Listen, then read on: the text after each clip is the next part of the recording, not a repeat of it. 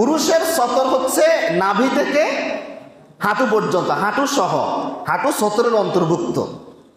আমাদের দেশের যুবকেরা নামাজ পড়ে প্যান্ট অথবা প্যান্ট গেঞ্জি অথবা প্যান্ট শার্ট পরে, বা আরো অনেকে পরে।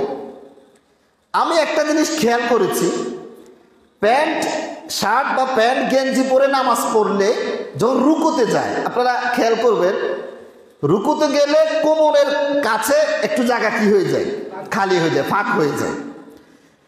এই ফাঁক হওয়ার সাথে সাথে এর নামাজ কি হয়ে গেছে, বন্ধ হয়ে গেছে। যে পরিমাণ সতর নামাজের, পুরো নামাজে একবার সামান্য পরিমাণ সময়ের জন্য, 1 সেকেন্ডের জন্য যদি আপনার ওই অংশটা কি হয়, সতরের কোনো জায়গা খালি হয়, অনাবৃত হয়ে যায়, আপনার নামাজ সাথে সাথে শেষ। এখন যুবক ভাইরা যে এভাবে নামাজ পড়ে, রুকুতে গেলে কোমরের কাছে জায়গাটা খালি হয়ে যাচ্ছে, ওনাদেরকে নামাজ হচ্ছে না।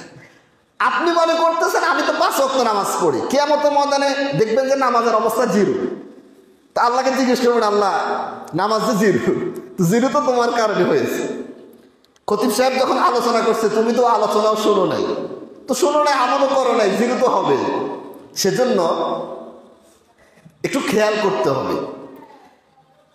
প্যান্ট পরেন কোনো সমস্যা নেই, কিন্তু টাইট প্যান্ট যাতে না হয়, পুরা সতর আবৃত হতে হবে।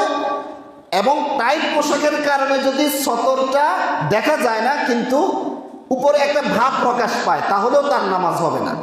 কারণ আপনি পোশাক পরতেছেন কি জন্য, আপনার সতরকে কি করার জন্য, আবৃত করার জন্য।